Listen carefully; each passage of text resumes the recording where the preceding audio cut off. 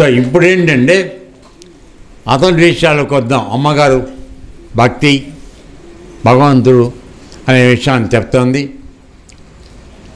భగవంతుడు ఒకడే అని చెప్పకూడదు చెప్పింది కదా, గుర్తుందా? ఎన్నో రూపాల్లో కనపడుతున్నాడు.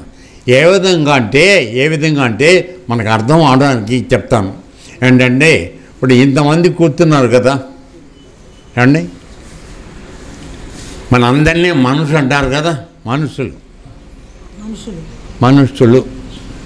కానీ ఆవిడ పేరు వేరు, ఈవిడ పేరు వేరు, ఆవిడ పేరు వేరు. మరి ఈ తేడాలు ఎందుకు? మనుషులు ఉంటే ఊరుకుని సరిపోదు కదా. ఇప్పుడు మన కుక్క ఉంది ఇంకని, అది కుక్క అంటాం కానీ దాని పేరు చెప్పం కదా. మనిషి ఎప్పటికీ గుర్తించడం కోసం ఒక నామము రూపం మనం పట్టుకున్నాం. కానీ మనం నిజానికి అందరం ఒకటే. అదేవిధంగా ఎన్నో కోట్ల మంది దేవతలుగా మనం కొలుస్తున్నా వాళ్ళందరిలోనూ ఉన్నటువంటి అసలు వస్తువు ఏదైతే ఉందో ఆ పరమాత్మ ఒక్కడే. ఈ మీరు ముస్లిం అనుకున్నా, క్రిస్టియన్ అనుకున్నా, ఎవరన్నా అండి, పరమాత్మ ఒకడే. అక్కడ ఉన్న సమయాన్ని బట్టి లేక ప్రాంతాన్ని బట్టి ప్రజలను బట్టి ఒక రూపంలో వస్తాడు. అయితే మరి భగవద్గీత కృష్ణుడు చెప్పాడు కనుక ప్రతిసారి వచ్చి కృష్ణుడు చెప్పాలి మనకి అందరికీ. ఏమండి, ఆయన అవసరం లేదు. రాములు ప్రతిసారి వస్తున్నాడా? లేదు. ఆ సమయంలో ఆయన రావాల్సిన అవసరం ఉంది. పరమాత్మ ఆ రూపంలో వచ్చాడు. తను చేయవలసిన కర్తవ్యం, బోధ మనకు ఉదాహరణగా ఆయన జీవితాన్ని మలుచుకుని మనకు చూపించి వెళ్ళిపోయారు. ఆ విధంగా చేసినటువంటి మా పూజ్య గురువులు చంద్రరాజు కూడా తన జీవితాన్ని ఈ సేవ కోసం వినియోగించుకున్నాడు. అయితే ఆయన దృష్టి ఏమిటంటే ముఖ్యంగా గ్రామాల్లో చదువు విద్యను లేనివాళ్ళు, కార్యరక్షణ చేసుకుంటూ బతికేవాళ్ళు, తర్వాత విద్యాగణం లేనివాళ్ళు. మనం మొదటికి చదువుకున్నాం అందరు వచ్చా లేదు, కానీ భగవద్గీతలో ఏముందో తెలుసుకునే అధికారం మనకుంది. ఎందుకని మనందరం కూడా మానవ సంఘం పుట్టాం కాదు కదా. నేను చెప్పేది అర్థమవుతుందమ్మా. సో ఆ అర్హతని మనం కల్పించి వాళ్ళకి ఆ మార్గాన్ని అందించాలని ఆయన ఆశపడ్డాడు. ఆ విధంగా మాకు ఆదేశం ఇచ్చారు. దానికోసం మా జీవితాన్ని దీనికోసం వాడుతున్నాం. ఈ క్రమం వరకు మేము అదే పనిలో ఉన్నాం. ఆయన మా వాళ్ళు చెప్పినట్టుగా ఆ సేవలను ఉన్నాం. ఇప్పుడు ఎందుకు వచ్చామంటే ఎప్పుడో 4 సంవత్సరాల క్రితం అనుకున్న విషయం ఇవాటికి నెరవేరింది. నేను మనవి చేసేది అది కంటే, ఎందుకంటే ఈరోజు కానీ మీ అందరినీ కలిసే అవకాశం నాకు రాలేదు. సరే, అంటే ప్రతిదీ ఒక నిర్దిష్టమైన టైంలో జరుగుతుంది. నిర్దిష్టమైన సమయంలో నిర్దిష్టమైన విధంగా నిర్వహిస్తాం. కేవలం మనం అనుకోవడం, సంకల్పం జరగడం, ఎప్పుడు జరగకూడదు. ఈ ఊరికి వచ్చే వరకు అలా మొదటిసారి ఉంచినప్పుడు అసలు ఈ ఊళ్ళో ఆయన మాటల్లో చెప్పాడు కానీ సత్యనారాయణ గారు నాకు ఇక్కడ గురించి కూడా నాకు తెలియదు. ఆయన తలను చూద్దామని వచ్చాను ఇక్కడ. ఎందుకని మీ జిల్లాల నుంచి వచ్చిన అందరూ వస్తే కూర్చోడానికి జాగా ఉండాలి, వాళ్ళకి కాసేపు అన్నం పెట్టాలి, దానికి వసతులు ఉన్నాయా లేవా చూడడానికి కొడుతాం. అనుకోకుండా రాములు వారే సాక్షాత్కరించారు. సో అప్పుడు ఆయన దండం పెట్టుకున్నాను. నేను చేద్దాం సంబరాలకి నువ్వు ప్లేస్ చూపించావు కదా. కాబట్టి నా పిల్లలు వస్తే వాళ్ళందరికీ అన్ని విధంగా చేయడానికి వీలవుతుంది. సంతోషపడి మరి సత్యనారాయణ సహనంతో మీ అందరిని రావడం జరిగింది. సో ఇన్ని లోకాలుగా ఉన్నటువంటి గురువు పరమాత్మ, ఆయనే గురువు అందరికీ. ఆ విషయాన్ని అన్నమాచార్యుడు క్రితం అంటున్నారు వెంకటేశ్వర స్వామి భక్తుడు, ఆయన 32,000 సంకీర్తనలు రాశాడు. ఆయన వాడిన ఒక పాట ఉంది, అనే ఇందరి గురుడు తానే తానే ఇందరి చూడు తాన పట్టిన భోగి జ్ఞానయోగి తానే తానే ఇందరి గురుడు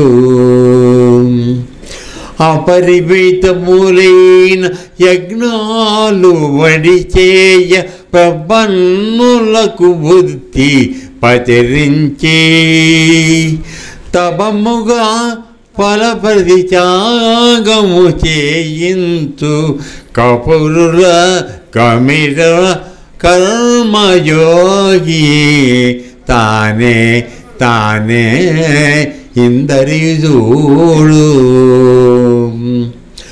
అన్ని చేతలును బ్రహ్మార్పణ విధి చేయ మన్నించు ముద్దులకు మధుగదబ్బి ఉన్నక పదముల కొనరంగ కరుణించు పన్నగా చేయుడు రే బ్రహ్మయోగి తానే తానే ఇందరి గురుడు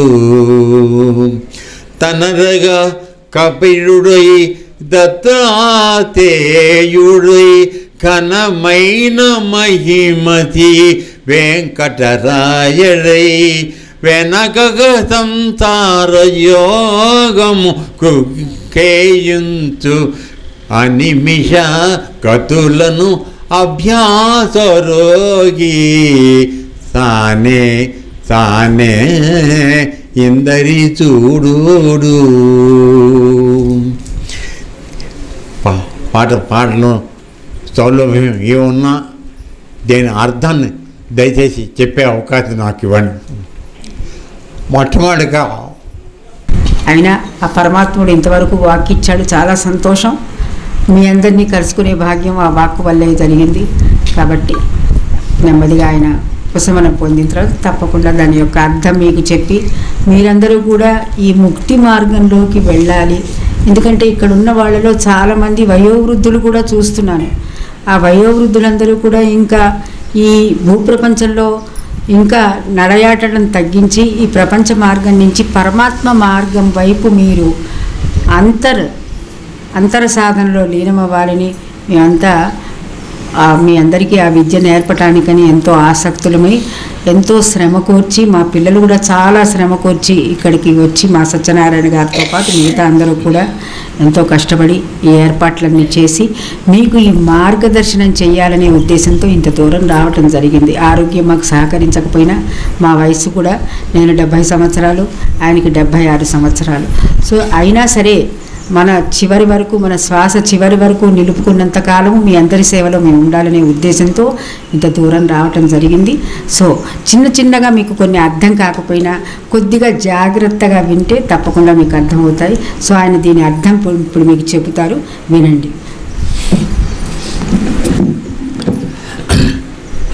మొట్టమొదటిలో ఆయన అందరికీ ఆయన ఒకటే గురువు అని చెప్పారు.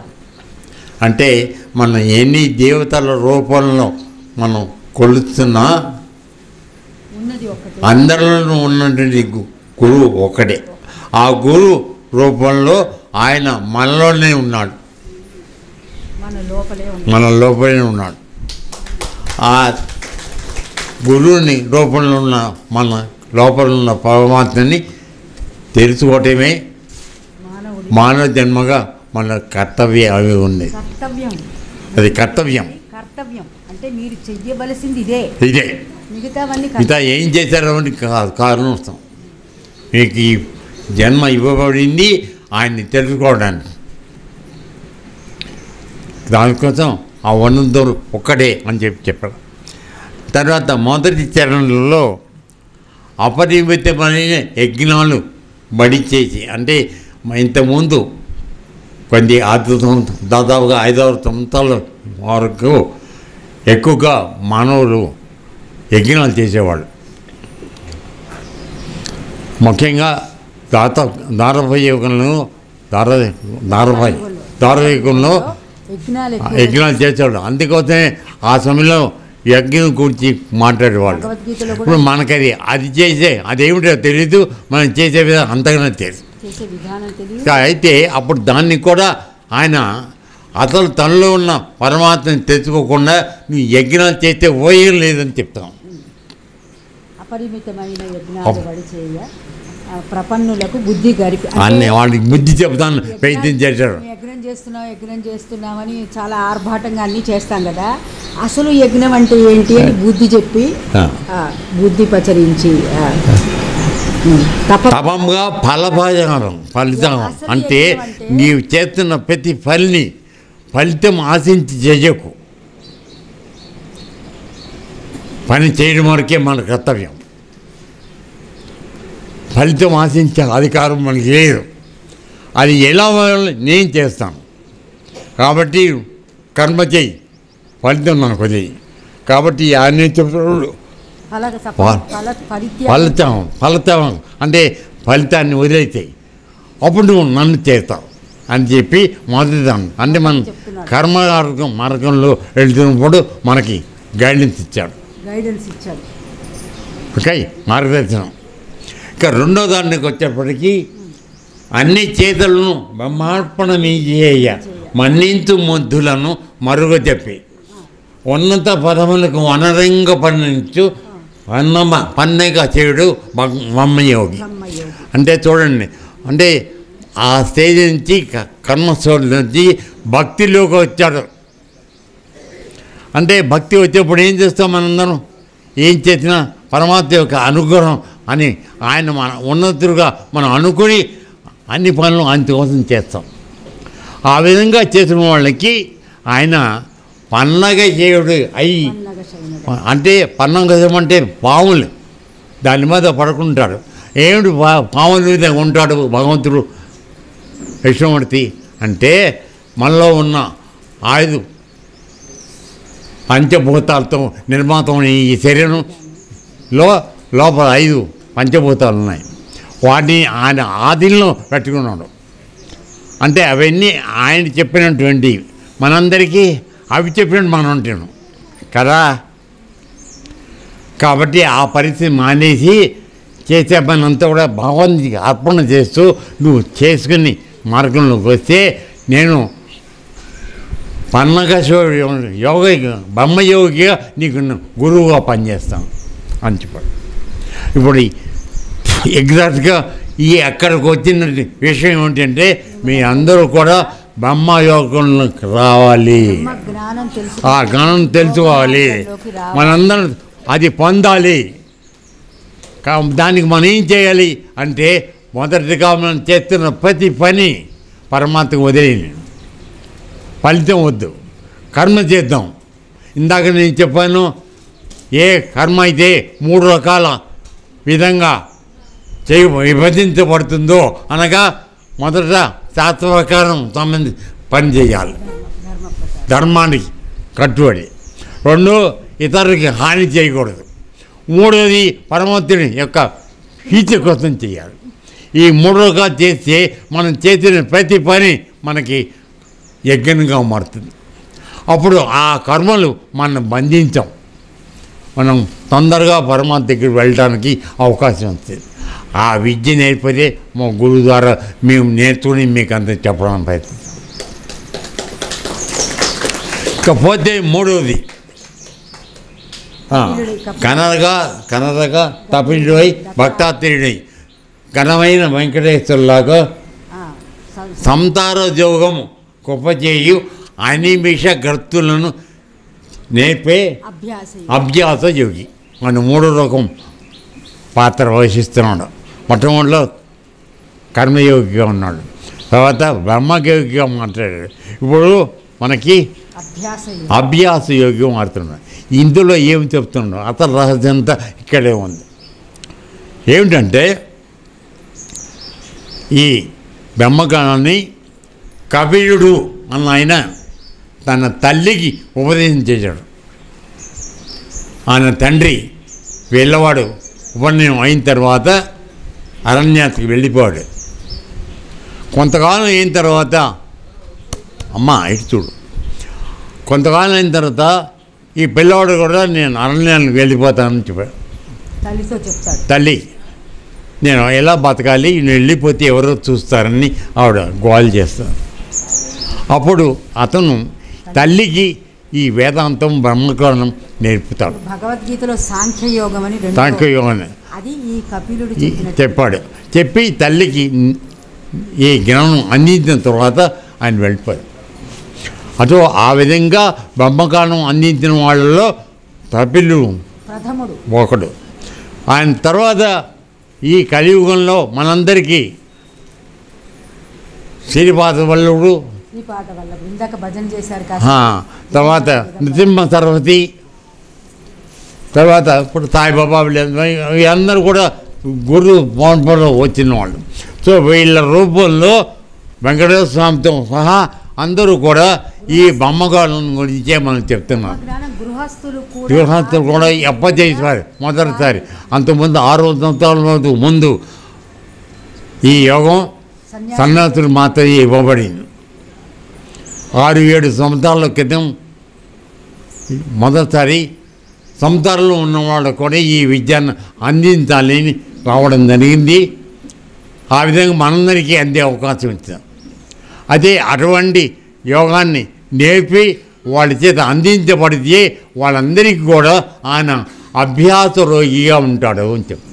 అభ్యాస యోగి అది ఏ విధమైన విద్య నేర్పుతున్నాడు మనకి అంటే అనిమిష కత్తులు అని అంటుంటాం. అనిమిషులు అంటే దేవతలను మనం అనిమిషులు అంటారు. అంటే కన్ను రెప్ప కొట్టని వాళ్ళు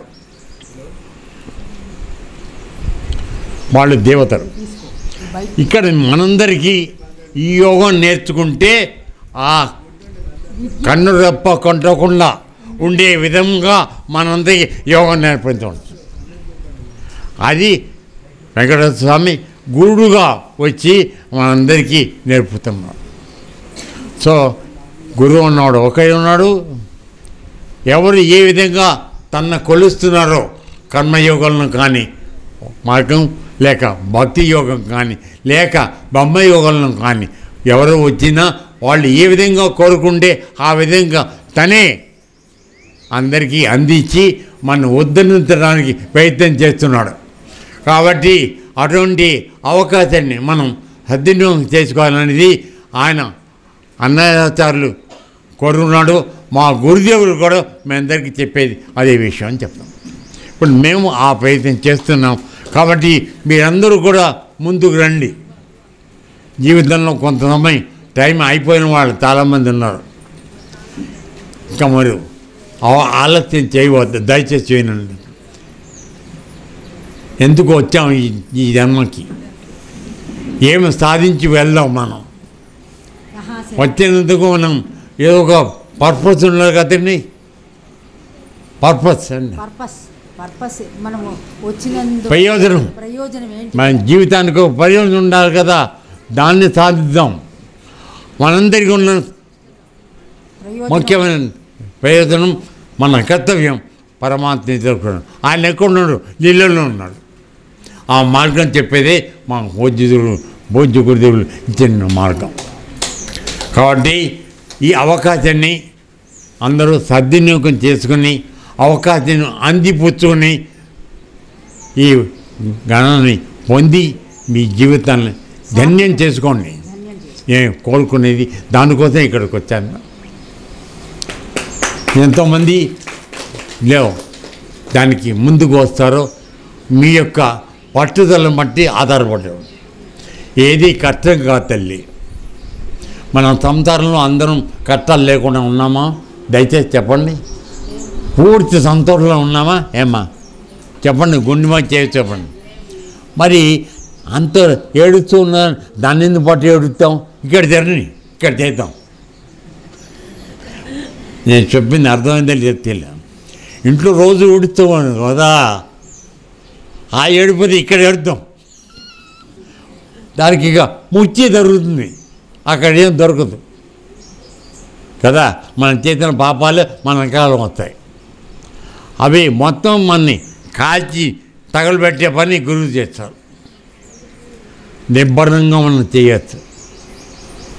భగవద్గీతలో చెప్పబడింది. ఎందుకంటే మనం 5 రకాల పంచభూతాలతో ఈ శరీరం నిర్మాణం అయింది. అది కాకుండా వాటి పైన హెడ్ మన మనసు. ఈ 6తో చేసినటువంటి పాప పుణ్యములు ఏవైతున్నాయో అవి మనం శరీరం వదిలిన తర్వాత మనతో పాటు వస్తాయి. మీ కోట్లు రావు, మీ ఆస్తులు రావు, మీ అబ్బాయి రాడు, మీ అమ్మ రాదు, మీ తల్లి రాదు, ఎవరు నీతో వచ్చే ఒకటే మీ చేసిన మంచి చెడు పుళ్ళు ఎవే వస్తాయి. అవి లేకుండా చేసుకునే మార్గం ఇక్కడ చెప్పబడుతుంది. ఉపయోగించుకుందామా లేదా మన ఇష్టం, కానీ మనం సాధిద్దామనే పట్టుదల ఒకటి కావాలి. ఎందుకంటే కత్తిధీరాహ అంటాడు భగవద్గీత. అంటే ఎవడైతే ధీరుడో వాడికి మాత్రమే ఈ నా విద్య అందుతుంది. ఊరికి వచ్చి నాకు పని ఉంది, మా ఇంట్లో పెద్ద మనిషి అయింది పెళ్ళి, నేను మానేస్తాను అని అంటే దానికి ఉపయోగం లేదు. దయచేసి వినండి. పట్టండి. పట్ట రాదు, పట్టి విడుగా రాదు. పట్టి వీడ్చుకంటే పడి చచ్చటమే. ఎందుకు గట్టిగా చెప్పినా అంటే చెప్పావు కదా గురుగారు వచ్చాను, కానీ కాసేపు రేపు వస్తా అని అనకండి. వస్తే చావో రేపు నేను తీసేసుకున్నాను. ఆ విధంగా పట్టడం గచ్చితే ఆలోచన దయచేసి ముందుకు రండి. మీ అందరికీ అందించబడుతుంది. హాయిగా అందరం జీవితాన్ని సాఫల్యం చేసుకుందాం. చంద్రయారుడి యొక్క కృప వలన ఆశ్రమ నిర్మాణాలు జరిగాయి. అందులో అందరూ రావచ్చు, ఎక్కువ సమయం ఆశ్రమంలో గడపచ్చు.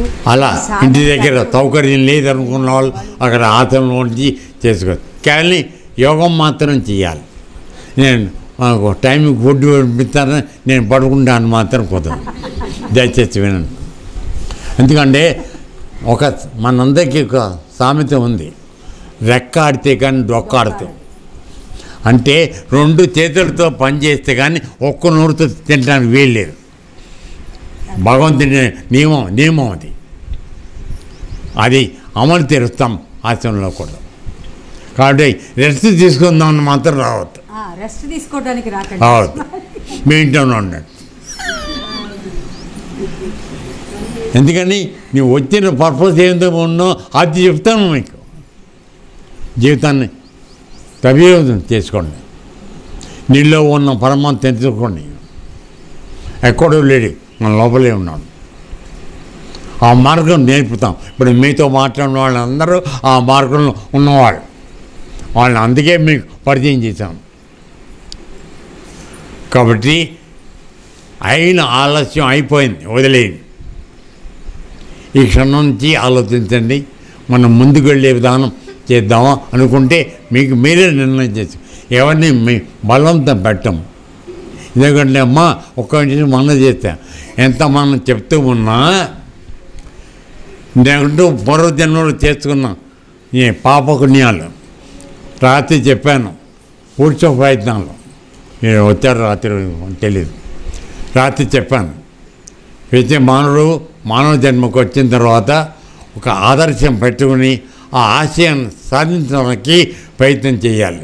అలా చేసేటప్పుడు గత జన్మల్లో ఆయన చేసినటువంటి పాపపుణ్యములు దోవలు అడ్డం వస్తాయి. అనుకోకుండా పాపం వస్తుంది అంతే. అయితే నీ పట్టుదల ఏమిటి?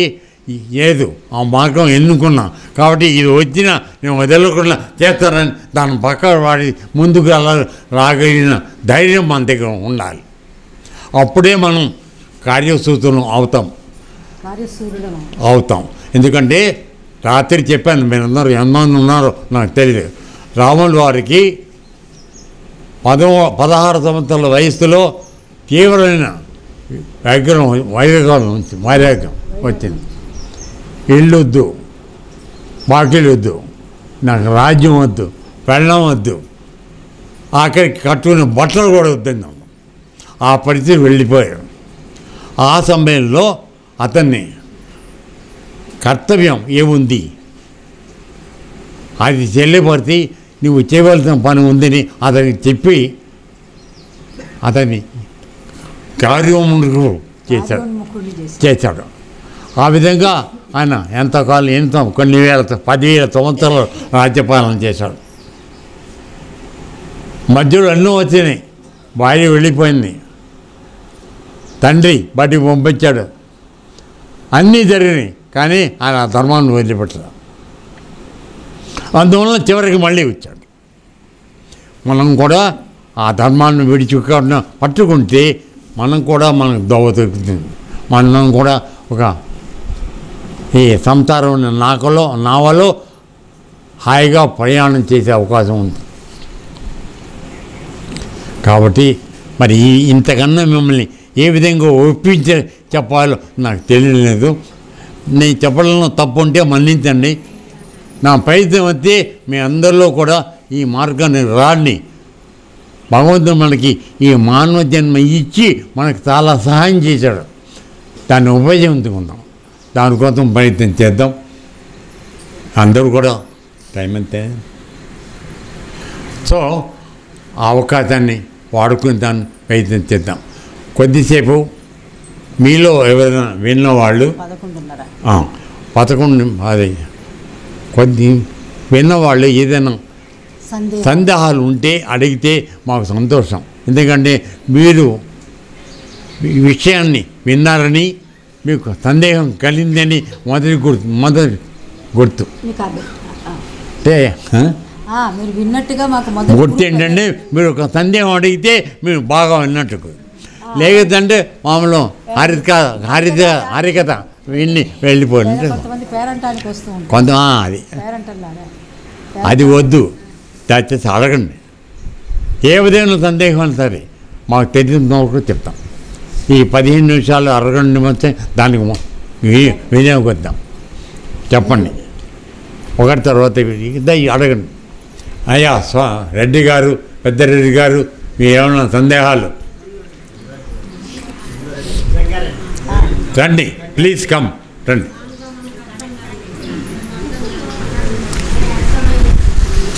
ఎందుకంటే మీరు వయసులో కాకుండా అయ్యా రెడ్డి గారు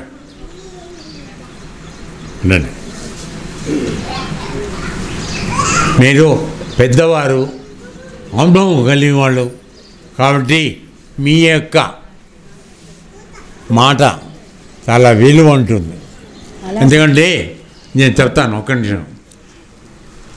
కృష్ణ పరమాత్మ భగవద్గీత చెప్తున్నప్పుడు ఈ సృష్టి అంతా నేనే సృష్టించాను, నిజానికి నేను ఏ పని చేయాల్సిన అవసరం లేదు, కానీ నేను కనుక ఇప్పటికప్పుడు పడుకుంటే ఈ చుట్టూ ఉన్న మానవుడు మానవులందరూ పెద్ద పెద్ద రగ్గులు పడుకుంటారు.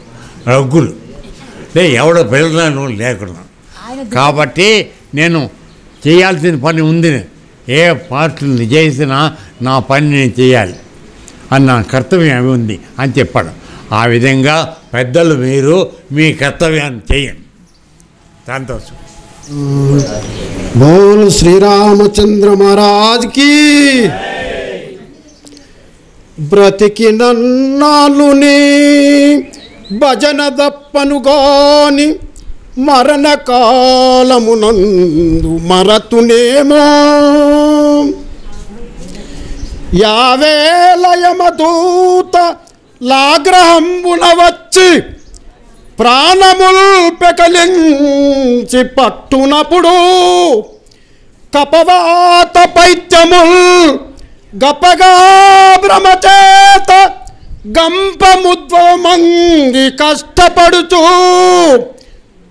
నా జివ్వతో నిన్ను నారాయణయంచు నిన్ను పిలుతునో శ్రమ చేత పిలువలేనో నాటికిప్పుడే చేసేదా నామ భజన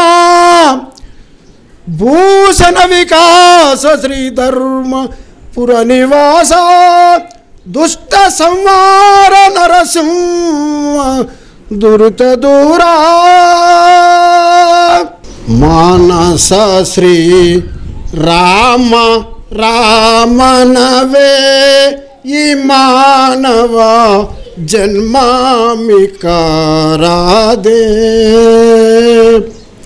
మానస శ్రీ రామ రామనవే ఈ మానవ జన్మామికారాదే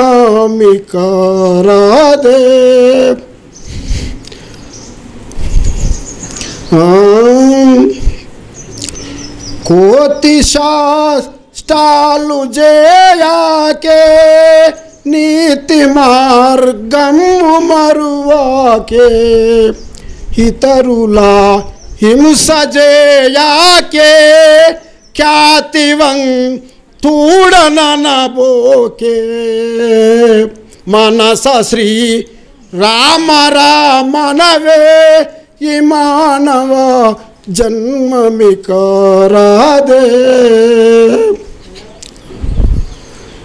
దేవుడే లేడని కొంత భావమున జేయకు చింత జీవుని రాష్ట్రమెరగితను జీవుడే దేవుడగునంత మనస శ్రీ రామ రామనవే ఈ మానవ జన్మమికారాదే బోలో శ్రీ రామచంద్ర మహారాజ్ కి. తత్వంలో ఆయన ఏమంటున్నాడంటే మరణకాలమునందు యమదూతలు వచ్చి పట్టినప్పుడు కఫము వాతము పైత్యము నా కంఠాన్ని పట్టివేసినప్పుడు నేను నామజపం చేయలేను కాబట్టి ఇప్పుడు నేను బాగున్నప్పుడు చేసినటువంటి దానిని తీసుకుని నన్ను రక్షించు అని అంటున్నాడు. దీనికి మా గురువుగారు ఒకటి మాట చెప్పేవాడు, చిలుకకు మాటలు నేర్పిన పలుకును అతి మధురముగను, చిలుకకు మాటలు నేర్పిన పలుకును అతి మధురముగను. చిలుకను పిల్లి పట్టినప్పుడు పలుకలేదు. అది అంటే మనం చిలుకకు పలుకులు నేర్పామనుకోండి, అడవి అది మొదటి పలుకు పలుకుతుందిట. అదే దానికి అర్థం చెప్తాను. అంటే చిలుకకి మనం చక్కగా రామ రామ రామ రామ రామ రామ అంటే అది కూడా రామ రామ రామ రామ రామ అంటుంది. అయితే ఆ రామశబ్దము ఎప్పుడైతే దాని గొంతు పిల్లి పట్టిందనుకో అది రామనామం అనలేదు. ఇప్పుడు ఆయన పాడింది కూడా అదే.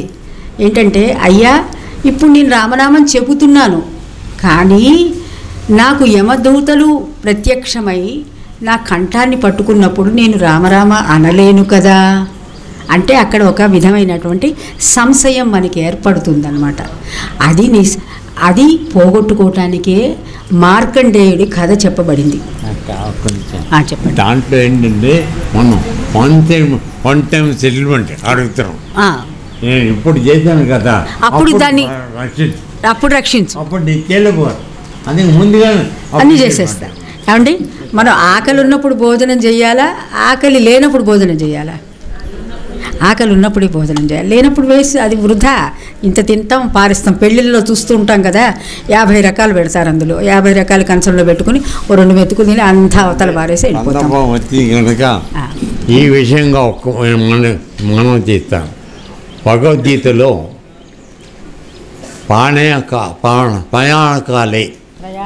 ప్రయాణకాలే మనసా తెలియన అంటే ప్రాణం పోయేటప్పుడు ఇంద్రియాలు ప్రాణాలు అన్నీ కూడా మన వయసులో ఉండవు. ఇప్పుడు ఆయన ఏది పాడారో అదే దీనికి అది భగవద్గీత ఉంది. అందుకోసమని నువ్వు అన్నీ బాగున్నప్పుడు నీ లోపల ఉన్న నన్ను తెలుసుకో, నాతో సంబంధం ఏర్పడదు.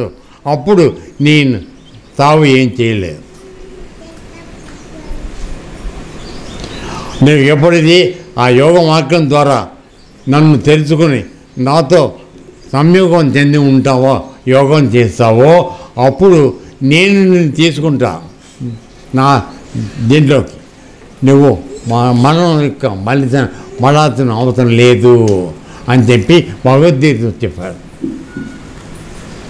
ఇందులో ఉంది ప్రత్యేకంగా. 8వ అధ్యాయం. కాబట్టి మరి ఆ ఉపాయం పరుణోపాయం మనకి చెప్పారు కాబట్టి మనం ఆ ఉపాయాన్ని బహుశా నేర్చుకుందాం. దాన్ని ఉపయోగించుకోవచ్చు కదా. ఉపయోగించుకో. మీకు ఈ సందర్భంగా మార్కండేయుడు కథ తెలుసుకుందాం. దానికి ఈ యోగ రహస్యం ఏమిటో భగవద్గీతలో ఇప్పుడు గురువుగారు చెప్పినటువంటి శ్లోకం, కాలే మనసా చలేన. మార్కండేయుడు మృకండ మహర్షి అమ్మాయికి కుమారుడై ఉంటాడు. అయితే మార్కండేయుడు తల్లిదండ్రులకి చాలా రోజులు సంతానం కలగల. మార్కండేయుడు తల్లిదండ్రులకి చాలా రోజులు సంతానం కలగలేదు. అయితే వాళ్ళు సంతానం కోసం తపస్సు ఆచరించారు. భార్యాభర్తలు ఇద్దరు మాకు ఒక సత్సంతానం కావాలని. అయితే పరబ్రహ్మ ప్రత్యక్షమే, అయ్యా ప్రత్యక్షం అంటే ఒక రూపంలో ప్రత్యక్షం అవుతాడు. భగవంతుడికి నామరూపం లేకపోయినా మన కోసమని మన కోరికలు తీర్చుకోవటానికని రాముడుగానో కృష్ణుడుగానో ప్రత్యక్షమే ఒక దర్శనం ఇస్తాడు. అయ్యా మీకు యాక్చువల్గా అయితే నిజానికి సంతానం లేదు, సంతాన యోగ్యత లేదు, కానీ మీరు ఇంతగా తపస్సు చేసి కష్టపడి దుఃఖిస్తున్నారు సంతానం కోసం, కాబట్టి సరే మీ కోరిక నెరవేరుస్తాను. అయితే ఆ సంతానము యోగ్యుడైన కుమారుడు 16 సంవత్సరాలు మాత్రమే బతికేవాడు కావాలా, లేకపోతే 100 సంవత్సరాలు బతుకుతాడు కానీ వాడు పరమ దుష్టుడై ఉంటాడు, మీకు ఏది కావాలో కోరుకోమన్నాడు. సరే పాపం వాళ్ళు పుణ్య దంపతులు ఎవరైనా కానీ సంతానం సత్సంతానమై ఉండాలి, ధర్మ మార్గంలో ఉండే కొడుకులే కావాలనుకుంటారు, కానీ దుర్మార్గులైన కొడుకులు కావాలని ఏ తల్లి అనుకోదు కదండి, తల్లిదండ్రులు అనుకోరు కదా. సో ఆ విధంగా వాళ్ళు సరే ఏదో సంతానం అనేటటువంటి ఒక భాగ్యం కలగబోతుందనే సంతోషంలో మాకు 16 సంవత్సరాలైనా ఉన్నా సరే యోగ్యుడైన కుమారుడు కావాలని వాళ్ళు కోరుకుంటారు. సరే వాళ్ళకి ఈ మార్కండేయుడు అనేటటువంటి వాడు కొన్నాళ్ళు అయిన తర్వాత జన్మిస్తాడు వాళ్ళ యొక్క పుణ్యం వలన. ఈ పిల్లవాడు పుట్టినప్పటి నుంచి కూడా పరమ భక్తుడై పరమ యోగ్యుడైనటువంటి వాడుగా వాడికి ఉపనయనం జరుగుతుంది, బ్రహ్మోపదేశం చేయటం జరుగుతుంది, బ్రహ్మచర్యాన్ని అవలంబిస్తాడు. ఇందాక బ్రహ్మచర్యం అంటే ఏంటో చెప్పాను నేను, పరబ్రహ్మ యందు చరించుట, పరబ్రహ్మ యందు లీనమై మసలుకోవటం. సో ఆ విధంగా ఆ కుమారుడు బ్రహ్మచర్యాన్ని సాధిస్తూ ఉన్నాడు. సాధించు ఉన్న సమయంలో కొంతకాలం అయిన తర్వాత 16వ సంవత్సరం దగ్గరికి రావటం మొదలుపెట్టింది. తల్లిదండ్రులకు అర్థమైంది ఈ పిల్లవాడు మన నుంచి దూరం అయిపోతాడని. సో ఈ పిల్లవాడితో మంచిగా ప్రేమగా మాట్లాడుతూనే తల్లిదండ్రులు ఇద్దరు పక్కకి వెళ్ళి కళ్ళు తుడుచుకోవడం ఏడుస్తూ ఉండేవాడు.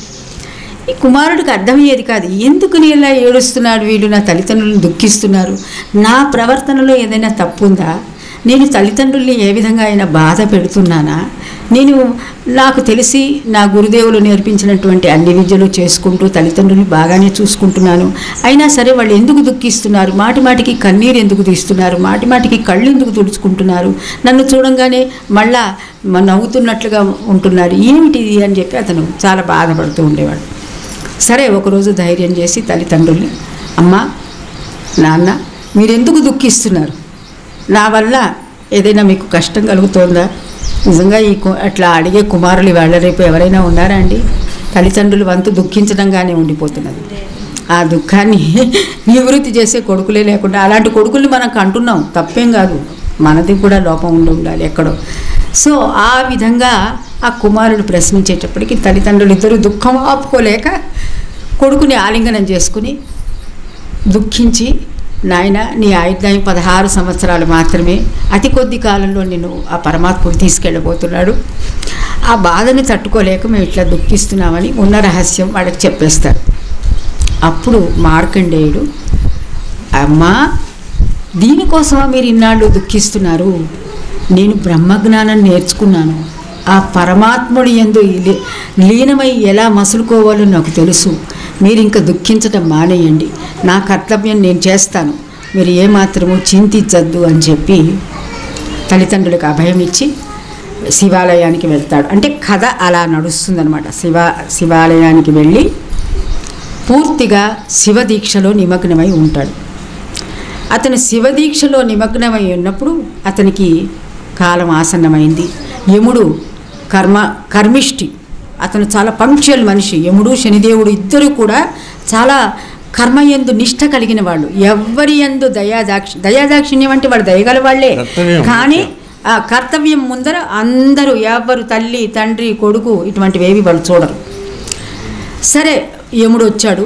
యమపాశాన్ని ఈ కుమారుడి యొక్క ఈ మార్కండేయుడు మెడకి వేశాడు. వేసి లాగాడు, పాశాన్ని పట్టుకుని లాగాడు. ఎప్పుడైతే యమపాశం మెడలో పడిందో మార్కండేయుడు ఈ శివలింగాన్ని ఇలా ఆలింగనం చేసుకున్నాడు. సో ఆ యమపాశము లాగేటప్పటికి ఈ శివలింగం కూడా కదిలి అందులో అద్భుతమైనటువంటి అగ్ని ప్రకాశ రూపేణ వెడల్బడి యమధర్మరాజుని కాల్చేయటం జరుగుతుంది. స్థూలంతో పొడిచి భస్మీపటలం చేయటం జరుగుతుంది. నువ్వు నా యొక్క భక్తుడిని నా ఎదురుకుండా నువ్వు యమపాశం వేసి తీసుకెళ్తావా అని చెప్పి యముడిని భస్మీపటలం చేస్తాడు. మన్మధుడిని ఏ విధంగా శివుడు భస్మీపటలం చేశాడో ఆ విధంగా యమధర్మరాజుని చేయటం జరిగింది. సో అప్పుడు మార్కండేయుడు తన యొక్క కాలం ఆసన్నమైనప్పుడు శివుడు ఏ విధంగా తనని రక్షించాడో తెలుసుకుని, అయ్యా ఆయన తన కర్తవ్యాన్ని నిర్వహించడానికి వచ్చాడు, కానీ నా మీద అతనికి ఏది కసి కానీ కోపం కానీ లేదు నాయన. అతను ఈ లోకాన్ని పావనంగా ఉంచడానికని అతని దీక్ష అతను చేస్తున్నాడు. మీరు యమధర్మరాజుని అలా భస్మీపటలం చేయటం న్యాయం కాదు. అతనికి తప్పకుండా తిరిగి మళ్ళా జన్మ ప్రసాదించవలసిందిగా శివుణ్ణి మొట్టమొదట కోరుకుంటాడు. మొట్టమొదట తన ప్రాణాల గురించి అడగల, అతని యమధర్మరాజుని బతికించమని అడుగుతాడు. ఆ తర్వాత మార్కండేయుడు, అది మార్కండేయ పురాణం అని ఉంటుంది, అందులో శివస్తుతి చేస్తూ ఎవరైతే అంత్యకాలమునందు నీ గురిలో ఉంటారో వారికి యమదండన ఉండదు. శివసాయుధ్యం అంటే శివునిలో శవం అనేటటువంటి ఈ శరీరాన్ని వదిలి ఈ శరీరంలో ఉన్నటువంటి శివములో లీనమైపోయి వాళ్ళు పూర్తిగా శివమయమైపోతారు కదా అని చెప్పి చక్కగా శివుడి గురించి స్తుతించిస్తాడు. అయితే ఇక్కడ చెప్పదగింది ఏంటంటే, నిన్న నేను కొద్దిగా మీకు నెమ్మదిగా చెప్పాను. గురవే నమః గురవే నమః గురవే నమః అందురురా, ఆ గురువననెవరు గురుతననేరు తెలియరురా, మరి తెలియరురా.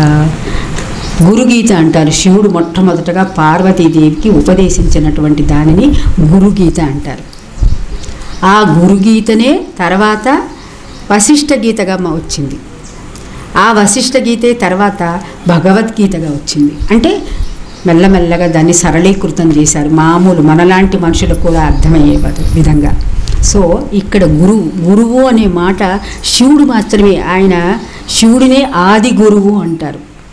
అసలు ఈ గురు పరంపరకి మూలం చెప్పినవాడు. ఈ గురువు అనేవాడి యొక్క కర్తవ్యం ఏమై ఉంది, ఆ గురువు ప్రతి మనిషిని గురిలోకి ఎలా తీసుకువస్తాడు చెప్పబడింది గురుగీతలో. సో శివుడిని ఆది గురువు అంటారు, కృష్ణుడిని జగత్ గురువు అంటారు. సో ఆది గురువు అంటే అంతటికీ ఆయన గురువై ఉన్నాడు ఈ శివుడు. సో ఆయన చెప్తున్నటువంటి యోగ దీక్ష ఏంటంటే, ప్రతి మనిషిలో మనిషి అన్న దాంట్లో శవము ఉన్నది, శివుడు ఉన్నాడు. శివుడు ఉన్నాడు, శవము ఉన్నాడు. అంటే శివస్థానము పైనది, శవస్థానము కిందది ప్రతి మనిషిలో. అంటే భూమధ్యం కింద ఉన్నటువంటి స్థానం అంతా కూడా శవము, అంటే శవముగా మారిపోయేది, పనికి రానటువంటిది. దానిని అందులో పవిత్రమైన వస్తువులు ఎక్కువ ఏం లేవు ఇందులో. పైన భూమధ్యం నుంచి సహస్రారం వరకు ఉన్నటువంటి దానిని శివుని యొక్క స్థానంగా చెప్పబడుతుందన్నమాట. సో ఎవరైతే అంతర్దృష్టితో గురి కలిగి ఆ శివస్థానమునందు దృష్టి నిలుపుతూ, అదే భగవద్గీతలో చెప్పబడినటువంటి శ్లోకం, ప్రయాణకాలే మనసా చలేన అంటే అక్కడ చెబుతున్నాడు, ప్రయాణకాలంలో మనసు చలింపకుండా ఎవరైతే భ్రవోర్మధ్యే ప్రాణమావేశ్య, భూమధ్యంలో తన ప్రాణాలన్నింటినీ అక్కడ ఆవేశింపచేసి శరీరాన్ని త్యజిస్తున్నారు, శరీరాన్ని వదులుతున్నారు. మామూలుగా మన మరణం ఎలా వస్తుందంటే, ఇప్పుడు ఇందాక ఆయన పాడినట్లుగా మరణం ఎలా వస్తుందంటే శరీరం మనని వదిలేస్తుంది. ఈ గురుగీతలో గురువు చెప్పినటువంటి గురులో ఎవరైతే ఉంటారో వారు శరీరాన్ని వదిలేస్తారు. డిఫరెన్స్ ఉంది, గుర్తుపెట్టుకోండి. మనము శరీరాన్ని వదిలేయాలి, కానీ శరీరం మనని వదిలేయకూడదు. There is a difference. మన ఇష్ట ప్రకారంగా ఈ శరీరాన్ని మెల్లగా మనం ఈ శరీరం నుంచి ఈ శవం అనేటటువంటి శవంగా మారేటటువంటి ఈ శరీరం అంటే అర్థం ఏంటి తెలుసా? శవమే. క్షీర్యమాన స్వభావ ఇది శరీర, ఇది కూడా భగవద్గీతలోనే చెప్తాడు. కుళ్ళిపోయే గుణం, క్షీణించే గుణం ఏదైతే ఉందో దానిని శరీరము అంటారు. దేహము అంటే దహ్యమాన ఇది దేహ అంటారు. అంటే దహించడానికి, దీన్ని కాల్చడానికి పనికొచ్చేదే దేహం అంటాడు. సో ఈ కాల్చిన వాసాంసి జీర్ణాన్ని యదా విహాయ నవాని గృహ్ణాతి నవాని దేహి నయనం చిందంతి శస్త్రాన్ని నయనం దహతి పావకః. ఈ శరీరాన్ని దహించిన పావకుడు అంటే అగ్నిదేవుడి శరీరాన్ని దహించిన ఇందులో దహింపకుండా ఉండేటటువంటి శివశక్తి ఒకటి ఉన్నది. ఆ శివశక్తిని ఎవరు యోగ మార్గం ద్వారా భూమధ్యంలో కానీ సహస్రారంలో కానీ తన ప్రాణాలను నిలుపుకోగలుగుతాడో వాడికి నేను ముక్తినిస్తాను, వాడు నన్నే పొందుతాడని చెప్పి భగవద్గీతలో చెప్పటం జరిగింది. ఆ యోగమే గురుదేవుల ద్వారా తెలుసుకున్నది మీకు అందించడానికి ఇంత దూరం మేము రావటం జరిగింది. కాబట్టి కార్యోన్ముఖులై మీరందరూ కూడా సమయాన్ని, ఎందుకంటే సమయం మన చేతిలో లేదు. ఇప్పటిదాకా బాగున్న వాళ్ళు సడన్గా ఏదో వ్యాధి బారిన పడవచ్చు, ఏదో ఆటంకం రావచ్చు. కాబట్టి తక్షణమే, అందులో భగవద్గీతలో క్షణై మెల్లమెల్లగా ఈ యోగాన్ని సాధించటం మొదలుపెట్టు. తక్షణం మొదలుపెట్టు, కానీ మెల్లమెల్లగా అందులో పురోభివృద్ధి సాధించండి. మనకి అదృష్టంగా సంసారంలో ఉంటూనే ఏ విధంగా మనం పరమాత్మని చేరుకోగలమో రాజయోగం అని ఫస్ట్ భగవద్గీతలో కర్మయోగం చెప్పాడు, భక్తి యోగం చెప్పాడు, జ్ఞానయోగం చెప్పాడు. ఆ తర్వాత రాజయోగం అందరూ గృహస్థులు కానీ సన్యాసులు కానీ చిన్నవాళ్ళు కానీ పెద్దవాళ్ళు కానీ సంసారులు కానీ వృద్ధులు కానీ అందరూ కూడా దీన్ని ఆచరింపవచ్చు అని చెప్పి ఈ రాజయోగం అనేటటువంటి సూక్ష్మమైన గొప్పదైన అతి పవిత్రమైనటువంటి మార్గం మనకి చెప్పడం జరిగింది. ఆ మార్గంలోకి మీరందరూ వచ్చి తరింపజేసి ఆ కృష్ణ భగవానుడు చెప్పినటువంటి ముక్తి మార్గాన్ని మీరందరూ సాధించాలని తలుస్తూ మళ్ళీ ఆ మార్గంలోకి మిమ్మల్ని తీసుకువెళ్ళటానికని మేము ఎల్లప్పుడూ సన్నద్ధులమై ఉంటామని చెప్పడానికి మీరు ఏ విధమైనటువంటి సదుపాయంగా ఉండగలుగుతారో ఆ విధమైనటువంటి సదుపాయాలు కూడా ఆశ్రమం ద్వారా ఏర్పాటు చేయడం జరుగుతున్నది. ఇక్కడ కూడా వీలైతే నెమ్మదిగా మీరందరూ సమీకృతమైపోతే ఇక్కడ కూడా ఆ యోగాభ్యాసానికి మనం నాంది ప్రస్తావన చేద్దాం. మొదట అంకురార్పణ చేద్దాం, బీజం నాటుదాం. ఇది వటవృక్షమై ప్రపంచమంతా జాగృతమైన స్థితిగా వ్యాప్తి చెందుతుందని నేను ఖచ్చితంగా ఆ రాముడి ఆన ద్వారా చెప్పగలుగుతున్నాను. ఇంకా మీరేమైనా సందేహాలు ఉంటే గురుదేవులు ఉన్నారు, మనకి ఇంకా సమయం ఉంది భోజనానికి.